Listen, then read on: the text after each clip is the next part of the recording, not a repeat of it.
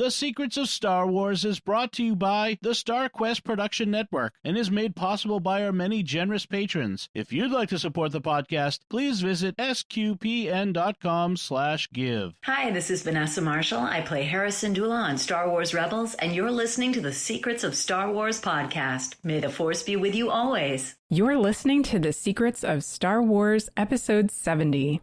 Hello there. It's a power that Jedi have that lets them control people and make things float. Impressive. Every word in that sentence was wrong. Help me, Obi-Wan Kenobi. You're my only hope.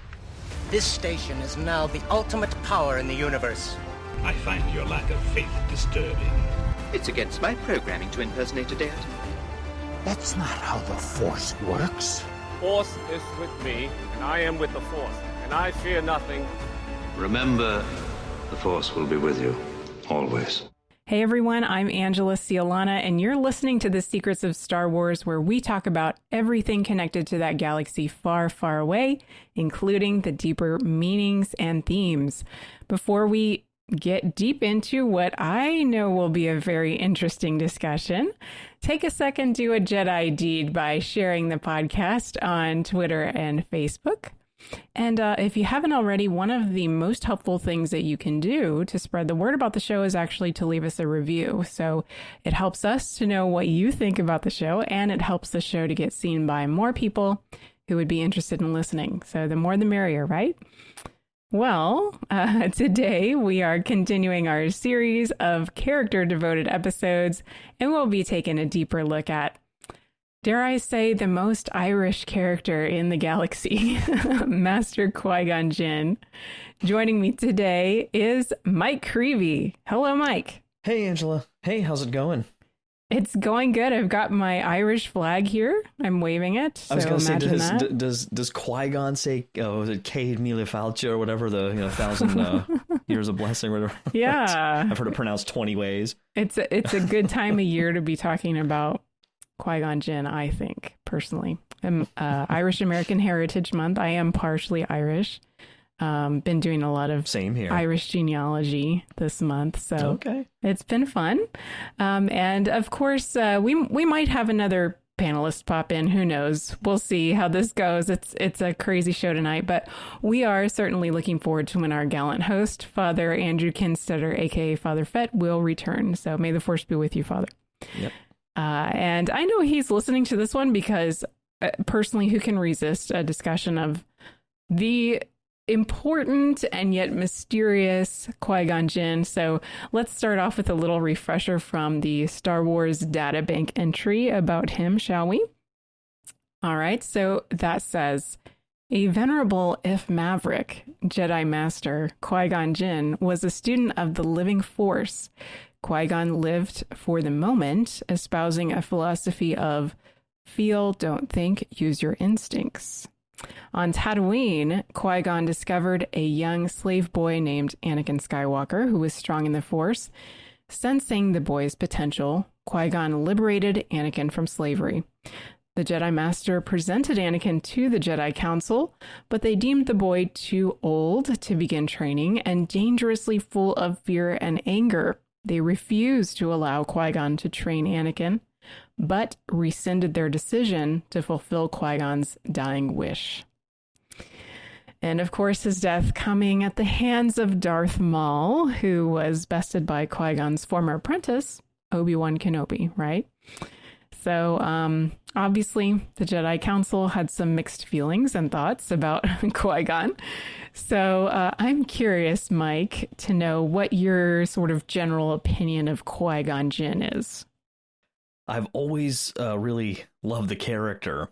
And I must say, I wish, one regret up front, I didn't have a chance to go back at all this week to really dig into, like, to rewatch anything, quite frankly. But I had wanted to revisit the Clone Wars with him a little bit more in the, correct me if I'm wrong, but in the Mortis arc, I think he's, because that's where he, and then some other spots too, because I think he, was it in some of the Lost missions and stuff in the last season too, where then he's training? Yeah, okay. With Yoda. So I have snippets, so the hardcore fans, please don't email and be like, Mike, Like, okay, I know, admittedly, I might be fudging up some of those details, but that was fascinating. The idea of, like, you just take it for granted when you're a kid watching the original trilogy. And of course, it did develop over time, obviously, but, like to go into the story and now retroactively be like, oh, so not just everybody knows how to become a Force ghost.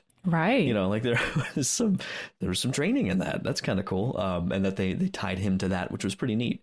And I, of course, because we'll get into a lot of the details as we go, so I'll just keep this short, but I'm one of the, I guess probably everybody else is too, one of the many hoping for a Liam Neeson cameo or series of cameos in this Obi-Wan show. Oh, yeah. Because how do you not do that? Mm-hmm. Got to be flashbacks or something. Get real. Yeah, come on. Yeah, that's exciting to think about. Yep.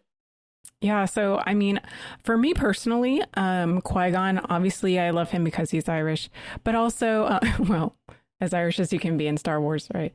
But one could argue that Qui-Gon is the truest Jedi that we know of in, episodes 1 through 9.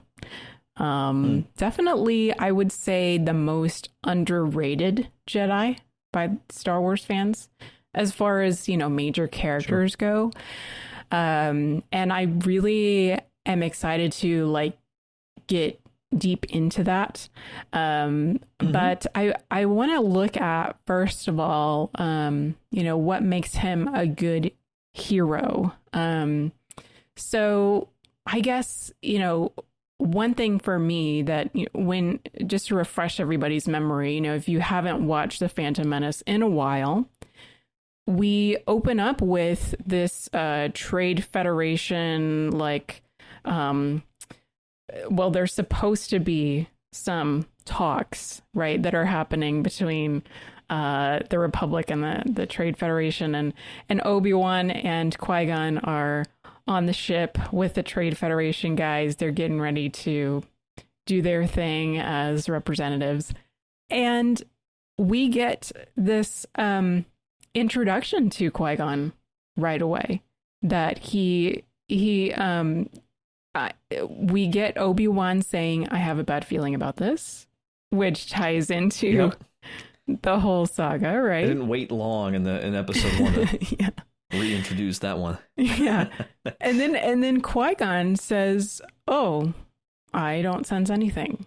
And then he sort of tells Obi-Wan to focus on the present and not to concentrate on his anxieties. Don't center on your anxieties. So that's one thing that I think is very consistent about his character that makes him a good hero, is that he does have this constant focus on the present. So I would say consistency is one thing. Absolutely. Yeah. And I think, there's a calmness too, I think, with his character that's really, I think, pretty unique. It's funny because it's not like I'm just kind of, sort of coming up with this one off the top of my head.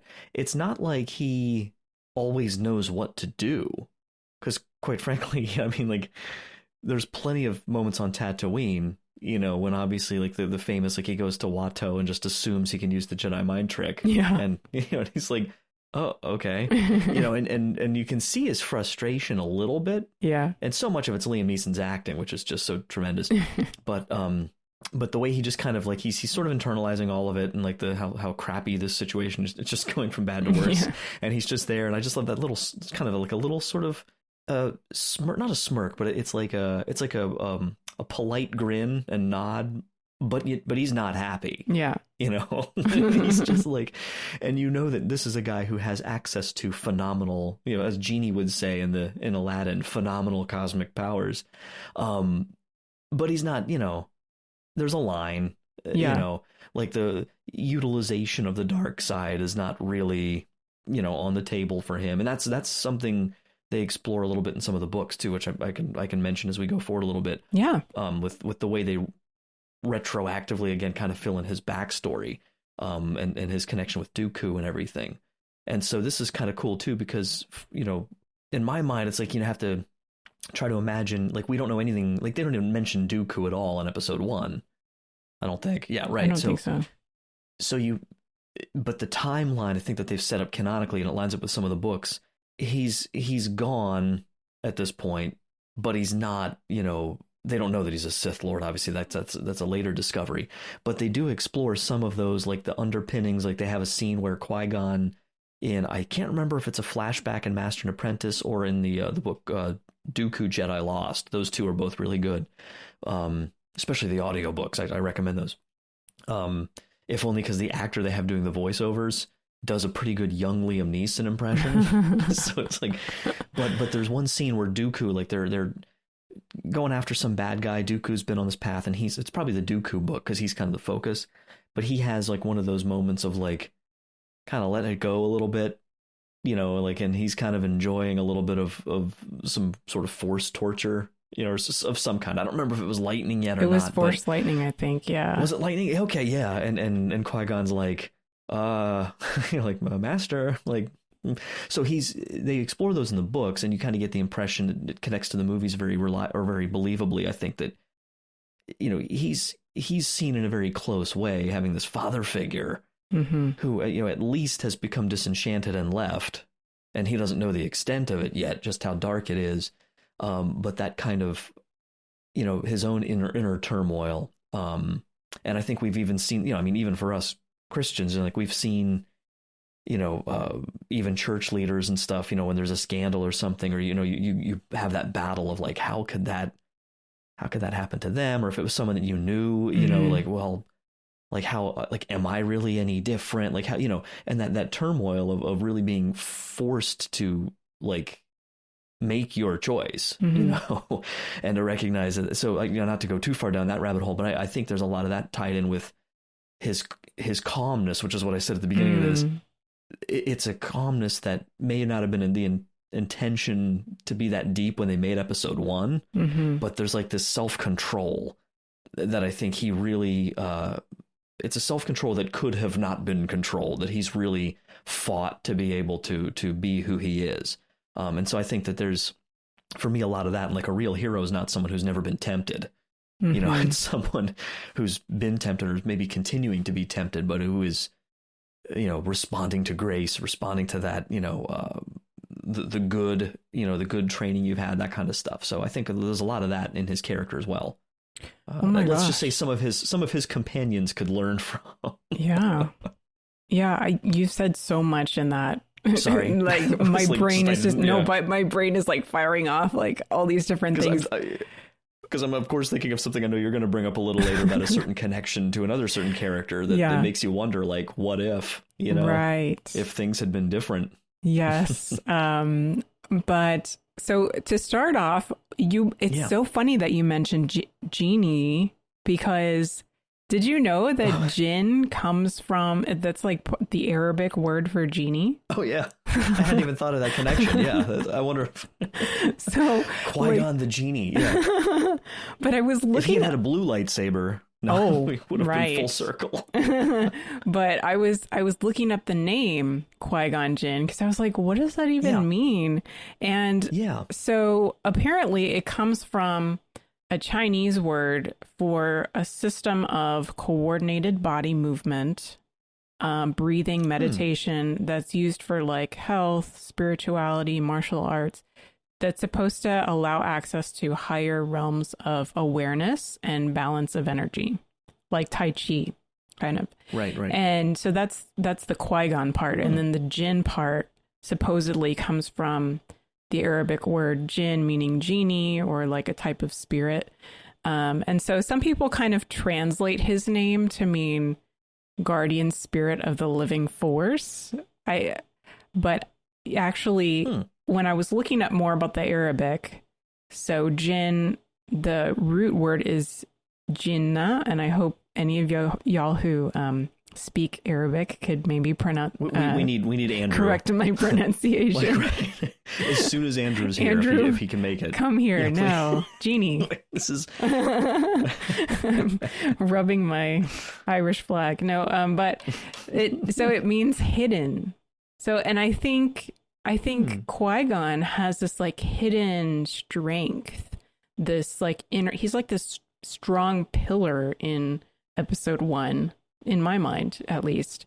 And that is very, I think it's very tied to his trust in the Force, that he consistently trusts in the will of the Force. He's constantly seeking to do the will of the Force.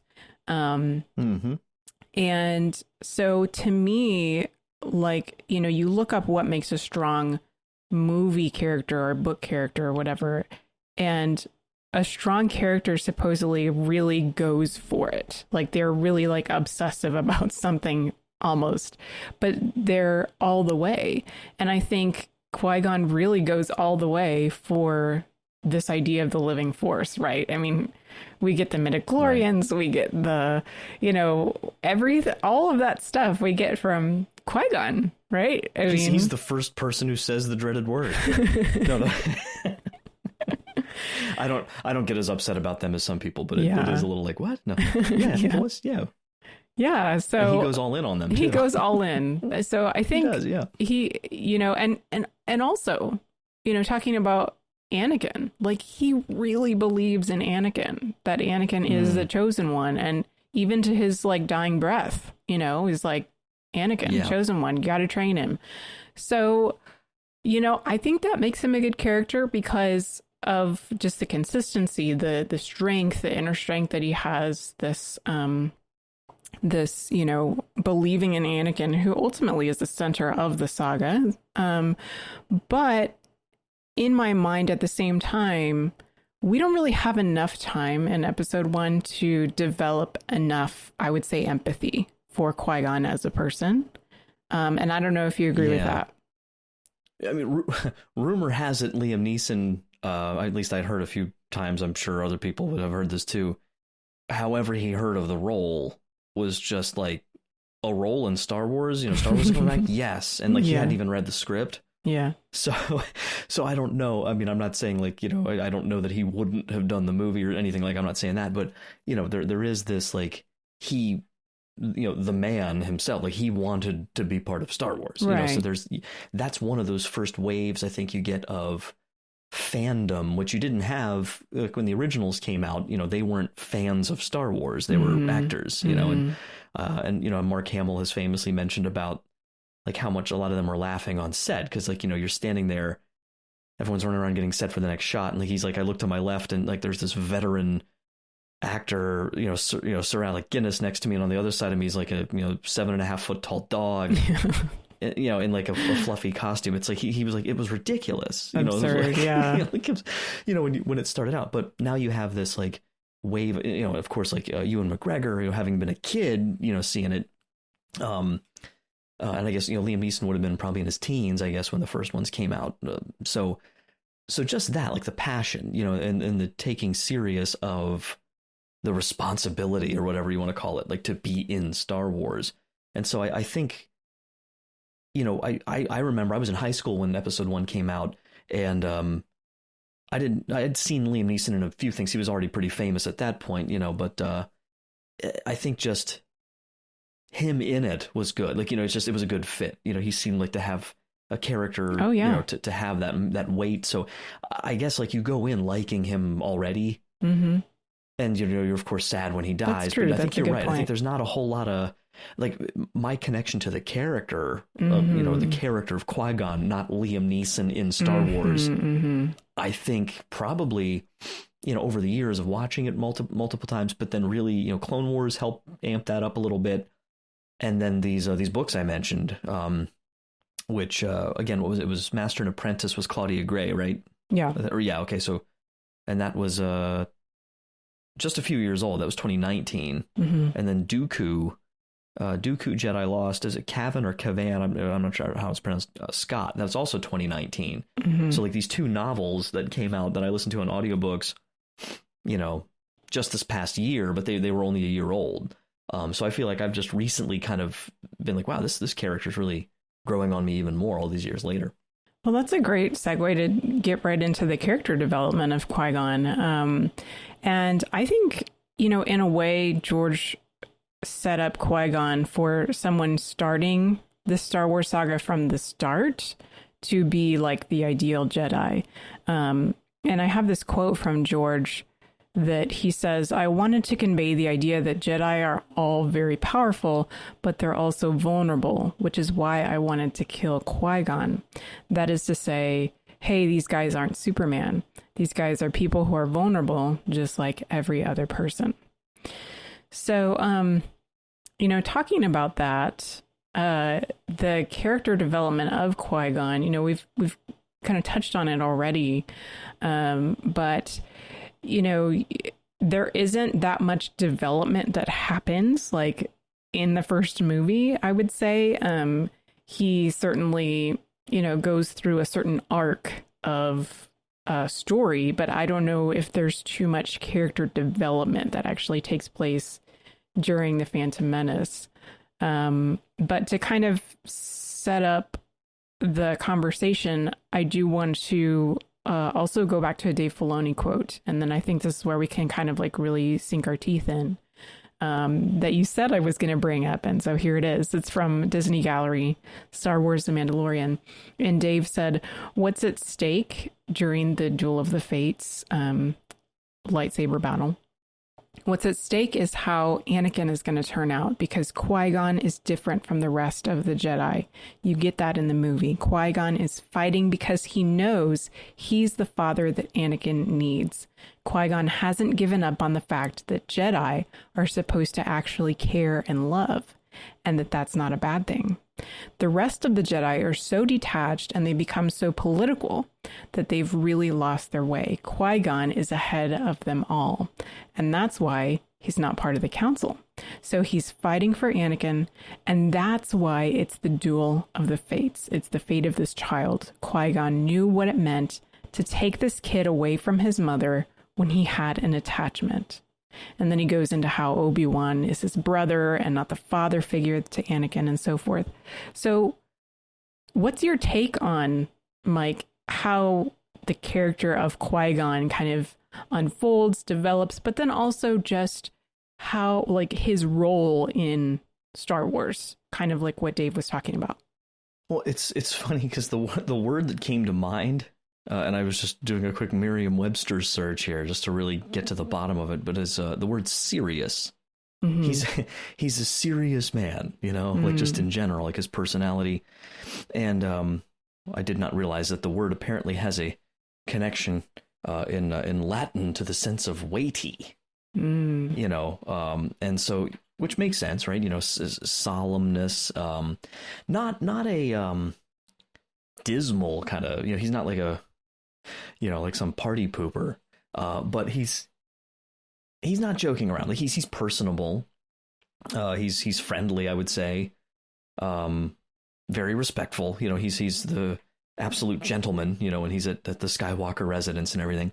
Mm-hmm. But, you think of like Jar Jar was shooting his stupid tongue like into the bowl over and over. Yeah. And Qui-Gon just like sitting there trying to have a conversation, don't do that again, like letting his tongue go. It's like me and my dog, like Petey, like stop it, we're having a conversation. But just like, so not, it's funny because even that scene, like I was thinking of that scene a few times today, just thinking about the character, what came to mind. And what I think I love about it is it's like, it's a few things. I think he's annoyed. I think he's just annoyed on a human level at Jar Jar's antics, but I think there's also a little like a propriety there too. It's like, that's not appropriate. Like right. There's a way we're supposed to behave right now. And you could say that's just manners. That's just ethics. But I'm like, but I feel like that's everything, right? I mean, like there's, like the way Qui-Gon's behaving at the Skywalker table, is the seed or the core of then why why he's willing to risk his life to say, and it reminds me of the whole, like, if you're trustworthy in small things, you'll be trustworthy in bigger ones. So, I think they explore that, in a way, it's to me, it's similar to Yoda, like we talked in the Yoda episode, or you guys did. I listened to it. Hey, by the way, I forgot to tell you last week, last episode, and the fans can totally. I was going to tell you this off air, so now they're going to think I'm just showboating, and people may not believe me, but I swear I'm telling the honest to God truth. I guessed what your Yoda line was. That's awesome. I guessed it. I was driving in the car, like, because I couldn't be there, and I was like, I think it's that one. I bet it's the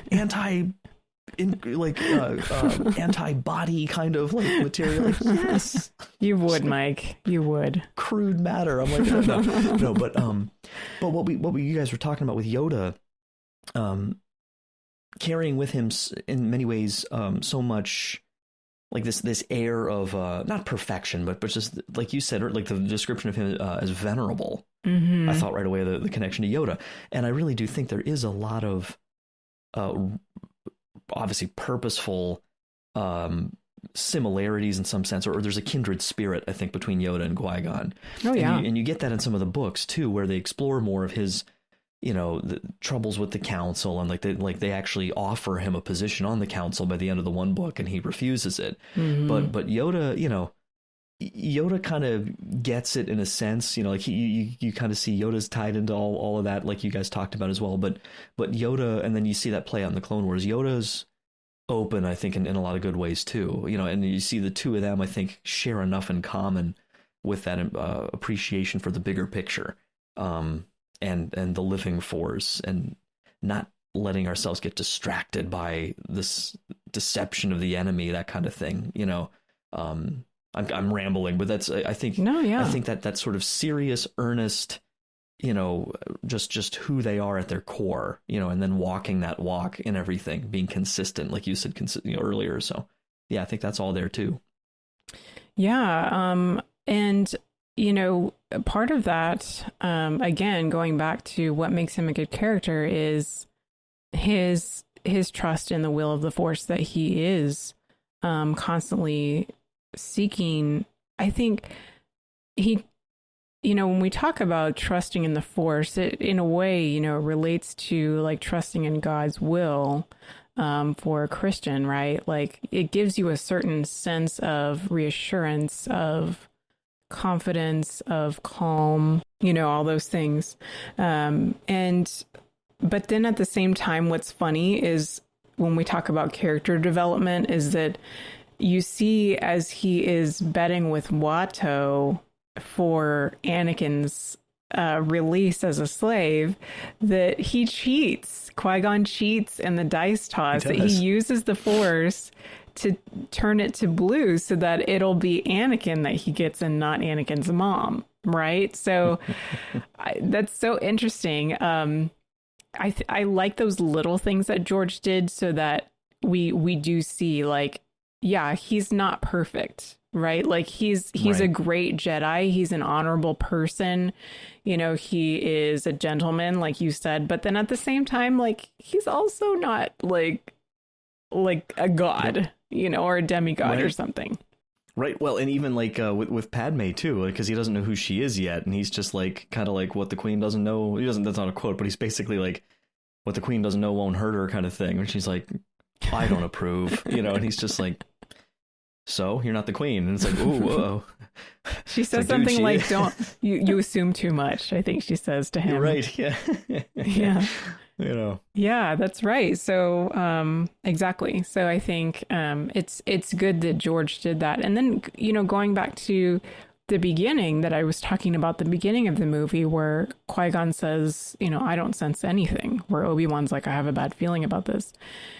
You almost wonder, like, is Qui-Gon's like focus on the present part of his downfall, maybe, or you know what I'm saying? Like he doesn't get the bigger picture, maybe. Like we know that he treasures the prophecies of the Jedi, right? And that he in the, I guess, the comics and the books that talk more about how he actually got into that. And he picked that up from Dooku. Right. Yeah, exactly. Yeah. And so this idea that he has this picture in mind, but maybe he's not actually tied into like what is really, really happening.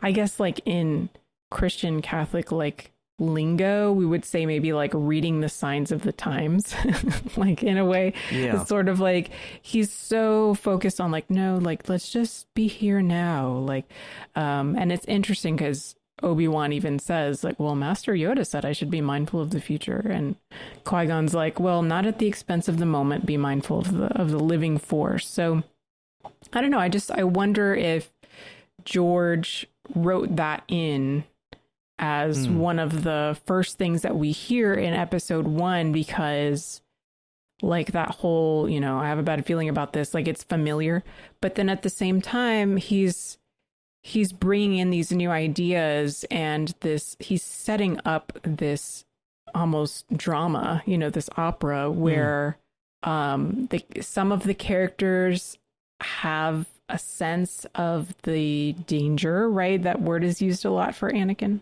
that danger that is present, but then also the reality of the Jedi way and, balancing that with the present moment. So, yeah, well, and I think that's the real trick, isn't it? With all the dangers you run into when you only live in the future, which of course then that they picked that up with Luke in some ways, like his flaw, or one of them, but the whole like, I want these adventures off there in the distance and all that kind of stuff, and then losing sight of the moment. But I think you're right too, that and then if you focus on the past too much, that's like the whole setting your hand to the plow but looking back, and I've been told that I guess the imagery, especially for Jesus's audience at the time, was and it makes sense, like I guess if you're pushing this plow, or you're driving the plow, or whatever, and like you look back, like you're gonna kind of, your body goes where your head does, right? So like I'm looking left, and I'm veering off to the left or veering off to the right, and that idea of like knowing where I'm at, but I'm looking ahead down the road because I need to know what's coming up. So that balance between present and future as it's nearing the present. So and not getting too hung up on the past, but I think there is that little bit of, not to put it on Qui-Gon's shoulders because nobody else saw it either, but it's like, don't you think somebody would catch on to the Emperor, but even the way, and that, I mean, we did a whole show on him, obviously, but the brilliance of, he's not running around like glowing red with like little horns sticking out of his head either. Like the whole approach or the whole method that he's using is one of deception and subterfuge and distraction and clouding, that he sort of blurs everything anyway, so that kind of makes sense, I guess. But even I don't know though, because Qui-Gon, like, again, just one other thing I thought of real quick with the whole the reality that he's, at the same token, he's not so, like, I don't know, like his immediate mission has nothing to do with Anakin whatsoever. I mean, like, by the book, right? And I mean, that's Obi-Wan's like, by the book, right? And Obi-Wan's like, let's leave. Why are we picking up another pathetic life form? Like, I mean, that's Obi-Wan's like, understandably, it's like, Master, we have a mission. Like, what are you doing? Like, right? Get the hyperdrive. Let's get off this dusty rock, and we have to get the Queen. This is important. And so, to Qui-Gon's credit, he doesn't ever lose sight of any of that, but he's like, this kid, this is important. Like, I'm gonna incorporate this into what we're doing. I'm gonna cheat on that cube because the Force wants me to. So I feel like there's a little bit of that. I'm not advocating cheating, but I feel like there's a little bit of that. Like, I mean, any of us who teach or do anything in ministry, those moments where you have all your notes, and then you're like, no, I'm supposed to go this way right now. So I think there's a connection there too of like, maybe it's both. Like, you got to have the plan, but be willing to remember that your plan's a tiny part of a much bigger one. Ooh, that's good. I like that. And actually, that's getting into some of my favorite qualities of Qui-Gon, because when you brought up that Anakin just calls, or Obi-Wan just calls Anakin another pathetic life form, like, Qui-Gon sticks up for him, right? Yes, he does. And I read that in Legends, Star Wars Legends, old canon, that Dooku actually told Qui-Gon that Qui-Gon's only weakness was his compassion for all life. And he told him that would inevitably... Of course Dooku said that. Yes, of course, right? I mean, when I read that, I was like, okay, yeah. But he said that would inevitably lead to being betrayed by a friend. And, of course they wrote that, you know, kind of with the idea that Anakin, I guess, would be the one to betray his goodwill. But, you know, that's one of my favorite things about Qui-Gon is that he was very kind, you know. Obi-Wan is my favorite Jedi, but he does kind of right, but he does sort of have a little bit of like an arrogance to him, like maybe not the same kind scratchy. Of arrogance like, of Anakin, yeah. But like kind of a little bit more like highfalutin. It gets humbled, you know, after a while, yeah. But at this point, at least in the saga. So that's one of my favorite things about Qui-Gon. I tend to trust people who like Qui-Gon Jinn. Well, and it's funny because I was just thinking too, and I forget which the novels I keep bringing up. Did you read both of those or just the Master and Apprentice one? Or okay, because it's not exactly a spoiler because it's kind of like obviously happening the whole way through the book. They just mention it explicitly at the end, but the one book I think it's Master and Apprentice is really pursuing the differences between Obi-Wan and Qui-Gon, mm-hmm. And you know, and it's neat because it's basically like they're both kind of on the edge of breaking up, essentially, or like you know, requesting a transfer or whatever because it's not working, that kind of thing. And then, you know, the context of the mission that really brings them together. And what's interesting is they realize at the end and kind of laugh about it that the reason they were put together, which both of them had been spending most of the book kind of thinking was sort of a mistake or just a convenience thing. And they finally realized that the reason that they were matched together was, if I remember correctly, and I think it's Qui-Gon who kind of recognizes it and says it to Obi-Wan, but because Obi-Wan is so by the book and Qui-Gon's not, mm-hmm. The Jedi Council wisely recognized that Obi-Wan needed to kind of grow a little bit in his ability to kind of, again, not break the rules, but his ability to kind of it's getting beyond a Phariseeism, you know, is the law God or is it God's law? Mm-hmm, mm-hmm. You know, and that kind of thing. And it's not the rules that are the be all end all. It's where do the rules come from? And if the one that made the rules is trying to get you to see something beyond them, you know, and so that kind of thing. And they just have a laugh because they realize that the best way that they could have come up with to get Obi-Wan to do that was to put him with someone who doesn't follow the rules very often. So Obi-Wan would need to rebel. Like they were trying to teach him how to rebel. Mm-hmm. So they had to give him a master who he wouldn't want to follow.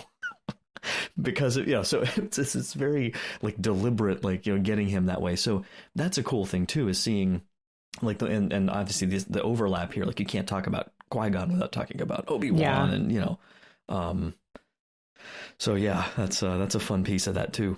Yeah, and that's such a great concept. You know, I think all religious people, all people who belong to some kind of group, like have that struggle. They encounter that dichotomy at some point, right? Like, is exactly what you were saying. Like, is the law my God, or, you know, did God give us the law?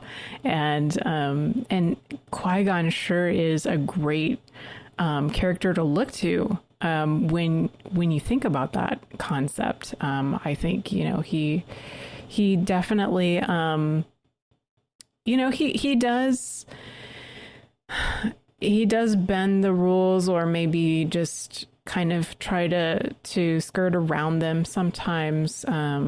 But I appreciate very much that he also, just like Dave Filoni said, he recognized that at the time the Jedi Council was astray, that they were so focused on politics and, you know, what was going on. I mean, when I was rewatching The Phantom Menace, I was struck by how, you know, they were talking to Qui-Gon about training Anakin, and then Qui-Gon was like, well, Obi-Wan's ready for the trials, and, you know, they were having this whole discussion, and Master Windu was like, this is not the time to talk about this right now, because here's what's going on in the Republic. Like and then he's like, all these political things are happening, blah, blah, blah, blah, blah. And I'm just kind of sitting there like, who cares?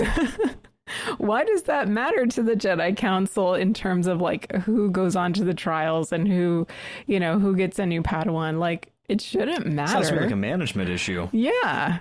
Right? So what do you guys have? Is it? It's like, it's not the Clone Wars yet. You got all hands on deck. Come on. Yeah. Like, you can't have someone train this kid. Exactly. So, that's one thing that I do very much like about him. Another thing, as far as favorite qualities, anything that comes to mind for you? Well, and this is somehow this is related. I don't know how, but here it goes. Because a little bit what we were just saying about like the training and the belief in Anakin. I'd say the encouragement, and it's very fatherly. It's, there's a very like, I think it's a great, in terms of some of the struggles we see today with some of these topics, a very like I think intensely, authentically masculine fatherly character, and he does it with that hair. No, which is questionable, because I mean, that's a style thing, but whatever. No, I love it. It's a riot. I love when you see the training videos and you see they're beginning to grow their beards and hair and stuff, and and they have to augment some of it because but his encouragement of Anakin, and again that just ongoing, purposely torturous question of what could have been, and it reminds me of. I don't know where I heard this, but whoever told it to me seems trustworthy. Mm-hmm. It's a good way to start. Okay. That there was a story of two altar boys where a very similar situation, probably right around the same time, happened in the early years of the first decade of the 1900s, I want to say. And serving at mass, and they drop a cruet and it shatters into 1,000 pieces in the middle of mass while they're serving with a bishop. And in both cases, the boys were like, of course, horrified, different parts of the world that this same thing had happened. And in the one case, the bishop was consoling the altar boy later after mass, and very, kind of encouraged him, spoke to him, and said, basically, don't worry about it. Someday you'll be a bishop like me. Mm. In the other case, the bishop chewed the boy out, screamed at him, and really like just beat him down over it, basically, and kind of didn't build him up very well. Story goes that the first boy was Fulton Sheen, and the second boy was Joseph Stalin. Wow. And so, and again, if that story is true, I know the Fulton Sheen side of it's true. The Stalin side, I think was I hadn't heard that before, but I was like, yikes! Like, you want to talk about, it's not that bishop's fault that Joseph Stalin did what he did, but to just take a little inventory on like everything we do matters. Every conversation, every little drop in the bucket. If you're in any kind of leadership or mentoring or parenting or teaching, whatever, role, that all of our lives intersect. Nothing's a mistake. There are no, what did Obi-Wan call him again? Pathetic life form. Yeah. No such thing. Be careful when you, it's, and of course Obi-Wan comes to see that, and has his own journey with Anakin, to be sure. But yeah, I think that mentoring, that fathering, is a thing I never really noticed that much until these last few years, and especially Dave Filoni's quote that we're all just still blown away by. Yeah, I mean, gosh, you're setting up our transition so well, Mike, but that flows right into lessons learned. Because I'm just blown away by, I remember listening to Dave just sort of pointing out the thread that goes through everything along that line of fatherhood and the importance of choosing to be a good father, because ultimately Anakin has to make the choice to be the father that he never had. And and just this idea that it all goes back to Qui-Gon Jinn, in a way. And Qui-Gon's belief in him, and Qui-Gon seeing this boy and saying there's something more there. And so, you know, I'm obviously not capable of being a father, but I would be curious, you know, like just in your experience of fatherhood, like how important that is, like to kind of see those seeds and encourage, you know, as you were saying, like to encourage, and even in your own life, you know, as someone who had father figures, how important of a role that is. I think for me, it's always been, I know what helps me, and I'm sure this is, you know, for you as well. I think it's just, this is probably just a human thing, but like when you know, when someone that you respect or someone you look up to in some way, shape, or form encourages you, but not just encourages you in a way that sort of shares that they've been there too, like in a believable way, or you see it, you know, because I think that just reminds us, you know, against the lies I think that the enemy tries to stir up in us, you know, that we're alone, and that's constantly, you know, like you're the only one going through what you're going through. Well, that's never ever true. It's never once been true, you know.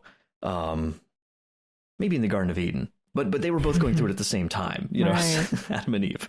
But you know, so for example, like the other day, my daughter Noelle, who's 4, she's doing this like theater class through Zoom. They're like, it's my wife's cousin is involved in like a children's theater kind of thing, and so there's a bunch of little kids on this Zoom meeting, and Noelle's like, she's very attentive and she's focused and everything, but she's like not participating like at all, like hardly, and she's just very quiet, and we're kind of there and encouraging her, and she'll like turn, you know, like, oh yeah, honey, you can do it, and they're like, you know, asking like, what color do you see, like what, you know, and she just doesn't, you know, want to do anything.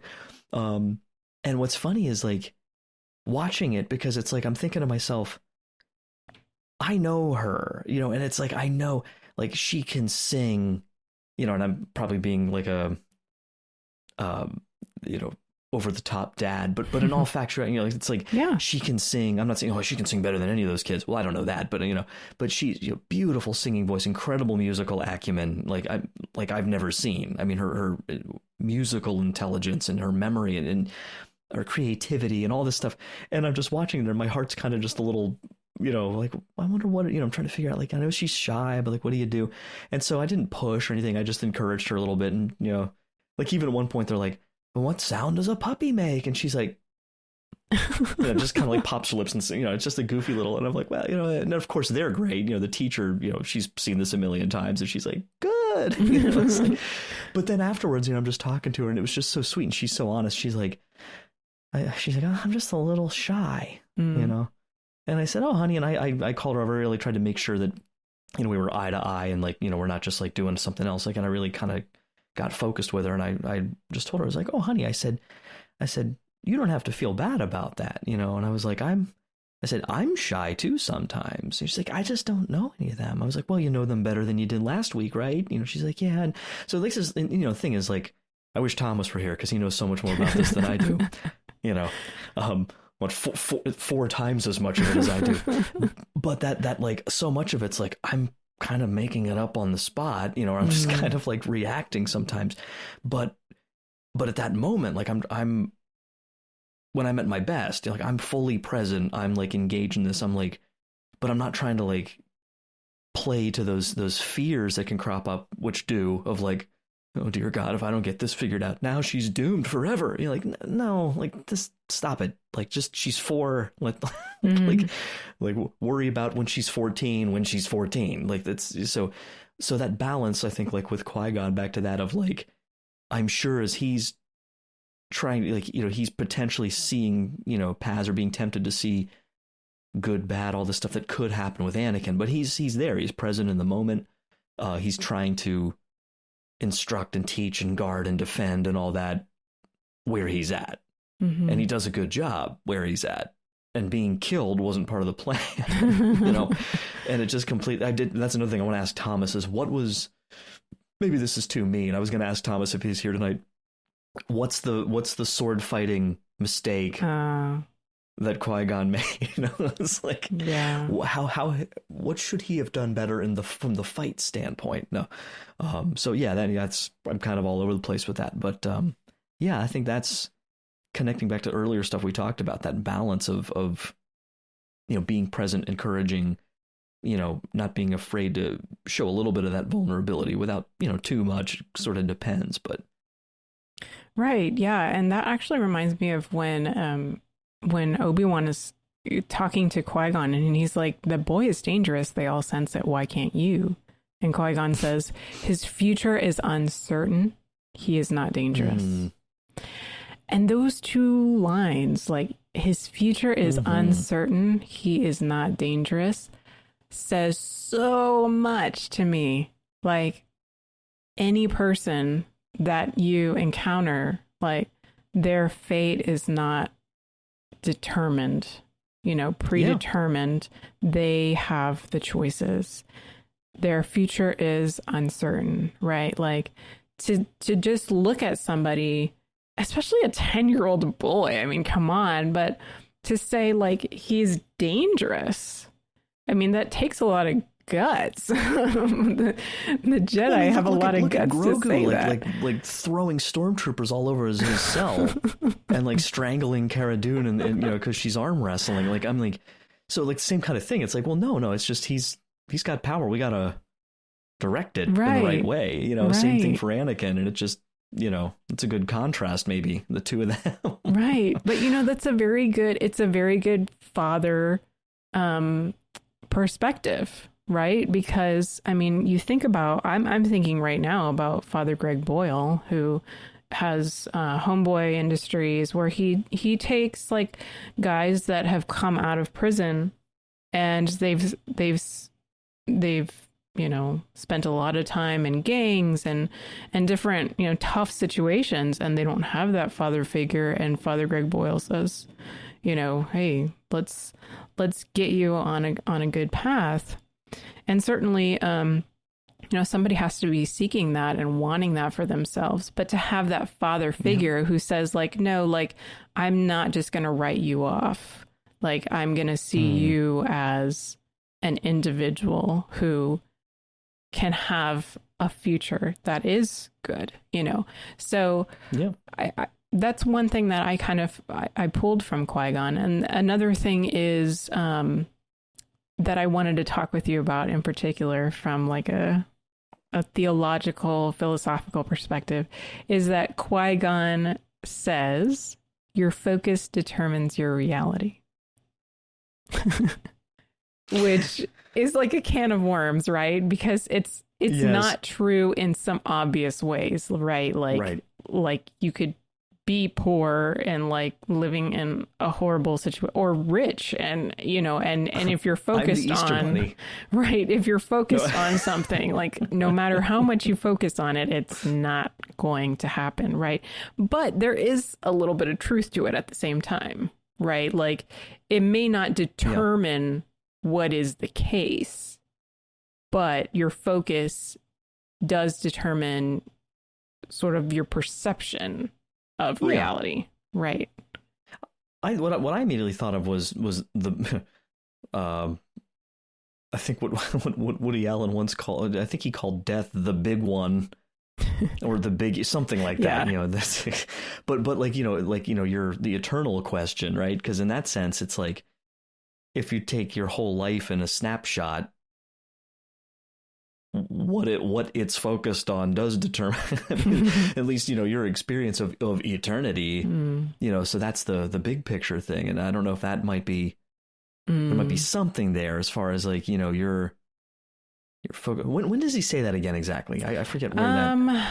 When does he say that? So I believe. Sorry to put you on the spot. No, I believe it could be either at the beginning when he is talking to Obi-Wan, or when he's talking to Anakin. But I'm not. By the way, when you type you type your focus on Google, like, by the time you start typing the third letter of focus, it pops up, determines your reality. So it's famous. It looks like I'm not watching the clip, but I see the little image of it. It's one of those little powwows they have between him and Anakin when they're on Coruscant, like on the landing pad. I think it's the landing pad. I think it's before they get back on the ship to go back to Naboo. It looks like. Got it.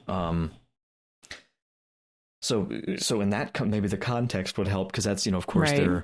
I'm not allowed to train you, and I guess, and he's trying to get him to he says to watch him, right? Yeah. Right. So maybe that's part of it too. The idea of like, watch what I do, and you'll get that sort of schooling in a sense, that apprenticeship as best we can. Mm-hmm. Which reminds me, this is a bizarre connection, but reminds me a little bit of the situation of the persecuted Japanese Christians for so many centuries, which, ironically enough, Liam Neeson was in the movie Silence, but that's another connection. And his character in that is far less appealing. But anyway, the apostate character, but he but they rather, so many Christians in Japan, Catholics in Japan, who didn't have any clergy for centuries, and when missionaries are allowed to come back in, they, to their surprise, in some areas, find somewhat thriving Catholic communities who recognize the priest right away. Mm-hmm. And what I love about that is, like, none of them had ever seen a priest before. They had never known anyone who had ever known anyone who had ever seen a priest before. I mean, it's just like generations of this hidden church. Mm.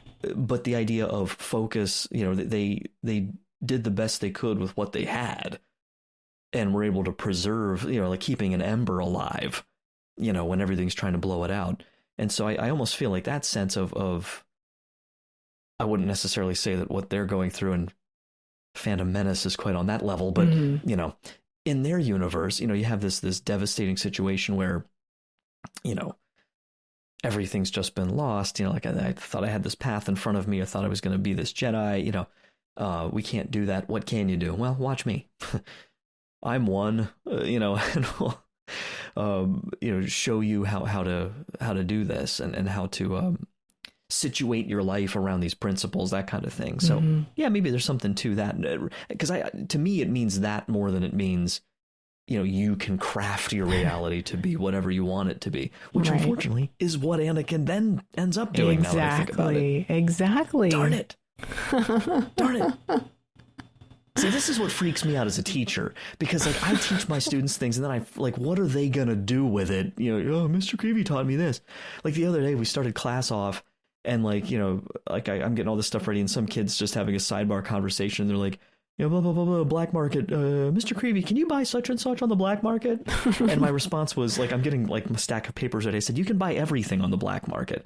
And then I stopped myself and I said, hold on a minute. I said, I just want to be clear here. I said, you're going to, someone's going to go home. Like, what'd you guys learn at school today? Mr. Creavey said you can buy whatever. And I'm like, yes, I said that, but okay. Like, so like, Qui-Gon, rest his soul. Qui-Gon, did you tell Anakin your focus determined? Yes, I did, but that's not what I meant. Yeah.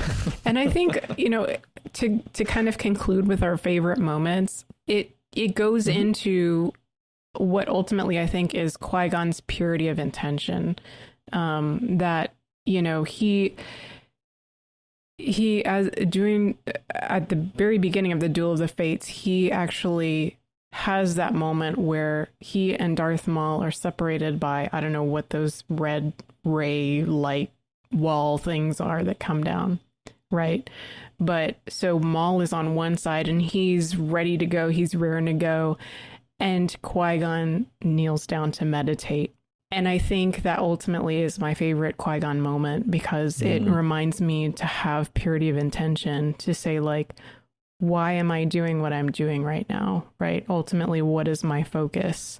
And so, yeah, I think it all goes back to that. I think it all goes back to Qui-Gon being focused on the intention of living the Jedi way. Right.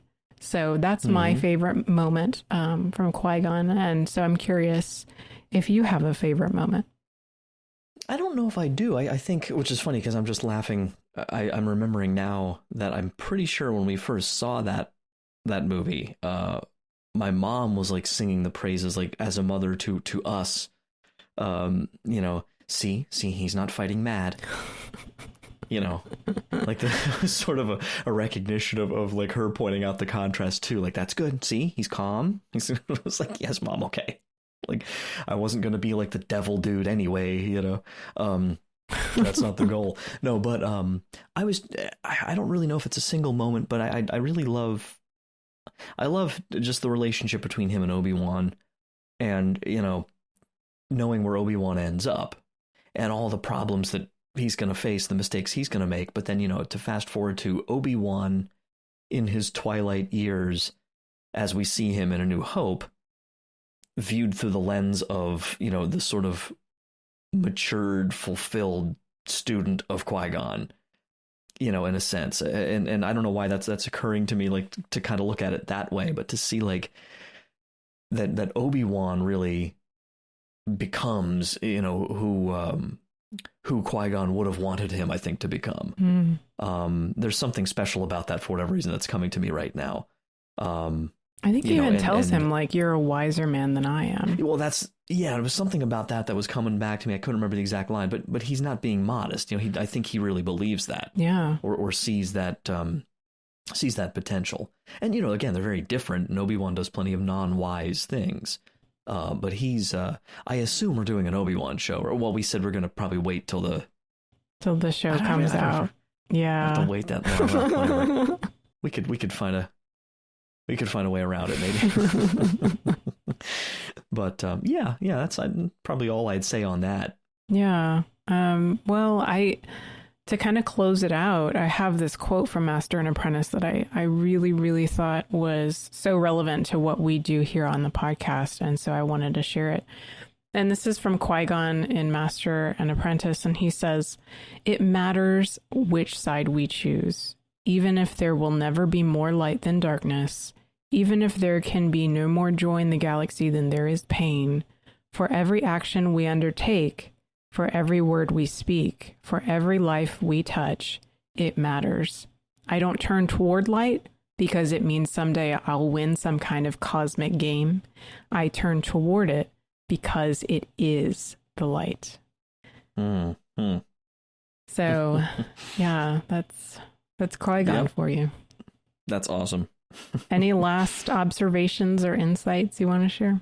Well, only the one that I mentioned to you like a day or so ago when I controlled myself. I was going to make all sorts of Taken references, you know, just because like the contrast couldn't be more obvious between his character and Liam Neeson's character in the Taken movies. But I was just imagining, like, can you imagine like a scenario where like Obi-Wan or Anakin's kidnapped and they get like Qui-Gon on the little comm and he's like, "I don't know who you are." You know, like he's just like, you know, some of one line he's like, "I don't have any money, but I have a very special set of skills." You know, and it's like, oh my, you know, Qui-Gon just got rough. So no, thankfully they didn't go that road. Yeah. Oh, for sure. But actually, you know, since you brought that up, turns out the reason that Qui-Gon has a green lightsaber is because apparently he told this story in an interview that as he was starting the movies, he was brought a box of lightsabers and they told him pick one, and he picked the green one because he's Irish. Is that so? Oh my gosh. I knew Samuel Jackson picked his because he purple's his favorite color, and also he wanted to be, you know, like noticeable in the huge crowd of all the guys with the green. Yeah. But no, that's so cool. I didn't realize that. Yeah, I didn't. I do know there's I don't know if this is canon yet, but there was. I hope they make it canon because I think it'd be so cool and it would make a lot of sense. Because where did Luke get that green kyber crystal? Mm-hmm. You know, so I've heard some speculation. Again, I don't know if they made that canon or not. That Luke, in his sort of potential recovery of personal effects of Obi-Wan. Because Obi-Wan had Qui-Gon's saber, as we all know. So there's a really cool, I don't know who made it, but there's like a super expensive, like I'm never going to be able to justify this one, an Obi-Wan Kenobi in the desert like model. And I mean, it's like hyper detailed. It's like it's art. It's not an action figure. Where he's like all dusty and has goggles and stuff. And it's like, it's so well done. I'll send you the link later, but it's like a hybrid sort of Ewan McGregor, Alec Guinness in a really creative way. So you can see both in there. and it's all over the time period of like the upcoming show. But as he's walking, like it's so cool because he's got his lightsaber, and then he has this rig, I think, behind him or something, where you see Anakin's and Qui-Gon's. Wow. And it's like, yes, he had 3 lightsabers. Oh my gosh. Like, this dude, it's like, I think he's second only to General Grievous. Yeah. Whom he fought a lot, like, so maybe that's where he got the idea. And Who cut knows? some of the hands off. Did he take those ones too? I mean, geez, Obi-Wan. So anyways, no, that's for another day. Well, you who are listening to us, we're curious about your thoughts and opinions about Qui-Gon Jinn. How important do you think he is to the Star Wars saga? And of course, which character do you want us to talk about? So here's how you can let us know. Email us at starwars@sqpn.com. If you're on Facebook, connect with StarQuest at facebook.com/StarQuestMedia and leave a comment for us there, or follow and mention us on Twitter at SQPN. So this podcast absolutely would not be possible without our patrons. So this week we would like to thank by name Matthew D, Evan S, Marika D, Father Daryl M, and Matt M, who are among those amazing people. And if you haven't heard already, guys, now is the time to be a part of the awesome stuff we do at StarQuest by becoming a patron. And why do I say that? Well, thanks to a generous gift from a supporter, here's what's going to happen. When you start a new Patreon monthly pledge at sqpn.com/give, your first 3 months will be matched by our donor. So if you become a new patron at $10 a month, after 3 months, our donor will give $30 to StarQuest to support all our shows, including this one, making your gift go even further. So if you've been thinking about becoming a patron, now is a fantastic time. Visit sqpn.com/give as soon as possible. And whatever your situation is, make sure that you don't miss out on our episodes. Subscribe to Secrets of Star Wars in Apple Podcasts, Google Podcasts, Stitcher, TuneIn, Spotify, iHeartRadio, or on the SQPN YouTube channel. And you can check out our previous episodes at sqpn.com/Star Wars. We'll be back in a couple weeks to continue our character series by taking a deeper look into a character who you could say is pulling all the strings behind the entire saga. What a tease. So until then, Mike Creavey, thank you for joining me and sharing the secrets of Star Wars. It was a lot of fun. Good one. And once again, I am Angela Sealana. Thank you for listening to the Secrets of Star Wars on StarQuest.